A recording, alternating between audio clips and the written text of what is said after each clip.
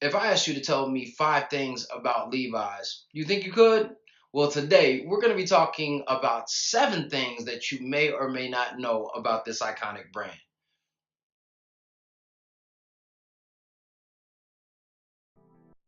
What's up, all you good fellow fly guys? It's the Cat in the Hatch, resident fly guy, your chief architect, Michelangelo of StarArchitects.com, here to help you align your image with your identity so that it always leaves a lasting impact. Now, here on this channel, you can expect to learn more about the psychology behind style, not just the how-tos, and also, like today on Tailored Tales, learn more about some of your favorite brands and some brands you didn't know about. So if that sounds like something that you would be interested in, then go ahead and hit that subscribe button. I would love to be a character in your lifestyle story. If you have already subscribed, like Eric Richardson, then you know I appreciate you. And now all you have is one more thing left to do, and that is hit that notification bell, and that way you will be notified each and every time new content comes out. So again, today is Tailored Tales Tuesday.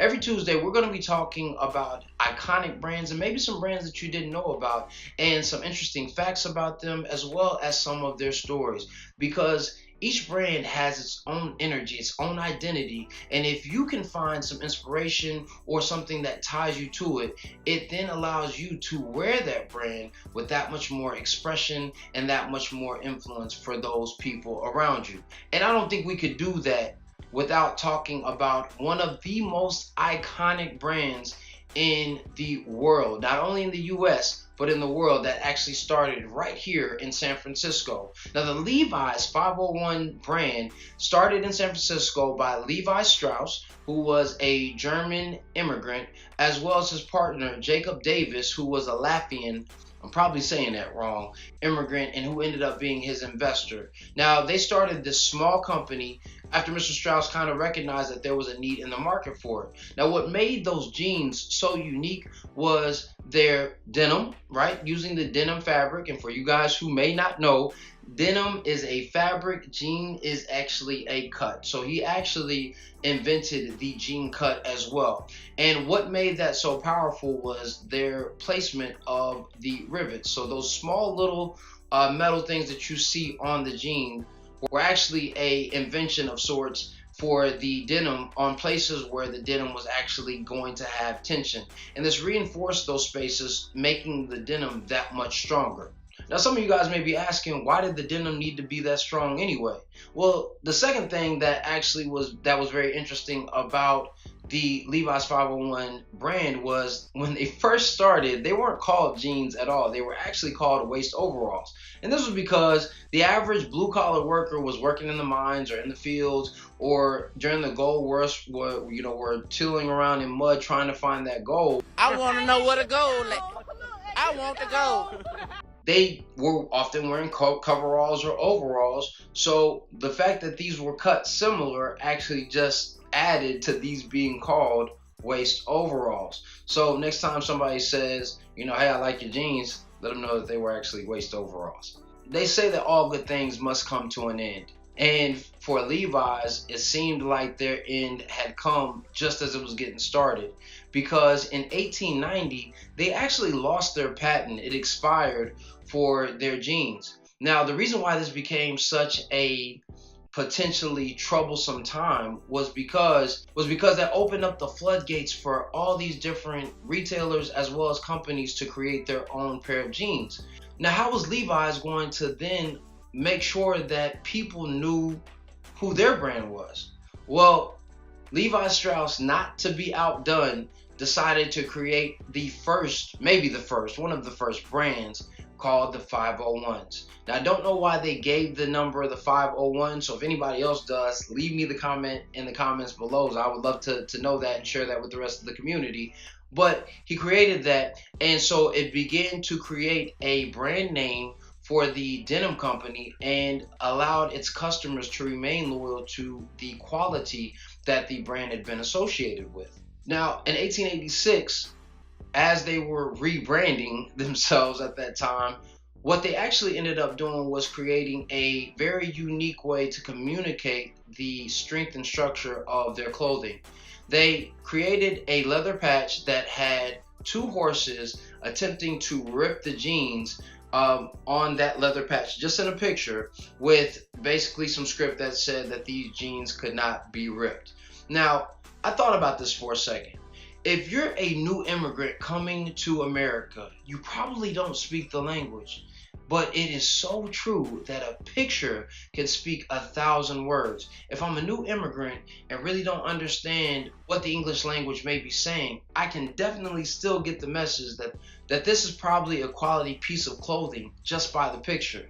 Talk about some brand identity when it comes to Levi's. Now, history will find a way to knock you on your behind, right? Almost always. So as Levi's is starting to get into its stride, it's been out for about 30 or 40 years, what happens? World War II.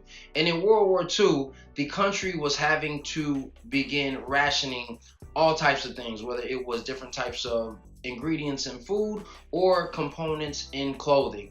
And the denim market was also hard hit by that. They couldn't have rivets. They couldn't have an extra watch pocket. So those 5-pocket jeans were not around at that point. They couldn't have the crotch element, that extra piece of fabric for the crotch on the jeans. And they also couldn't have iconic stitching that I did not mention, but was a part of the Levi Strauss brand. They actually had to have that painted in. So Levi Strauss, being the genius brand that he was, created a small red tag that simply said 501 on the jeans that still allowed it to separate itself from the rest of the denim community. So it still was creating this brand behind itself. And that's probably why it has endured for the last 100+ years. Now, Levi didn't only invent the denim jean, it actually invented the trucker's jacket.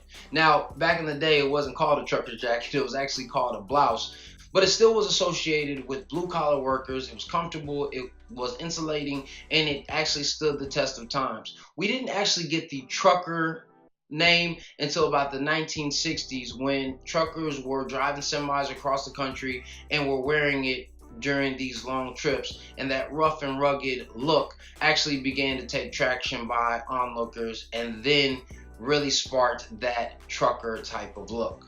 Now, with all of that history, and this is a consolidated history of the Levi 501's brand, it's no surprise, and it should be no surprise, that the denim jean is the most iconic piece of clothing in modern day society. So much so that in 1999, Time magazine named the Levi 501 denim jean the fashion item of the century. Talk about a 100-year plan. I wonder if Levi Strauss would have thought, when he was creating this seemingly innocuous item, that it would be an icon 100 years later. And I know that you guys are creating your own personal style, you're creating your own story, and hopefully this is going to inspire you the next time that you throw on a pair of Levi's or any denim to start thinking about the history behind the brand and the legacy, not only that it is left, but the legacy that your look could potentially be leaving right here and now. I know that I'm in the midst of some people who are going to create amazing history, so go forth and make sure that you are always leaving a lasting impression with your look. So you got to tell me which one of the 7 things that I talked about you didn't know about. Leave that in the comment box. Just put number 1, number 2, number 3, number 4, number 5, number 6, or number 7, right? I didn't have to go through all those, but just wanted to make sure you had all those options.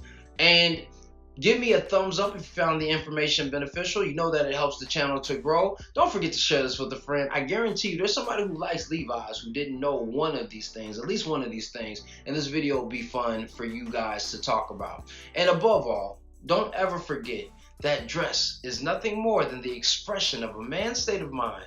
So you, yes you should always dress to express. I'll see you next time. Peace.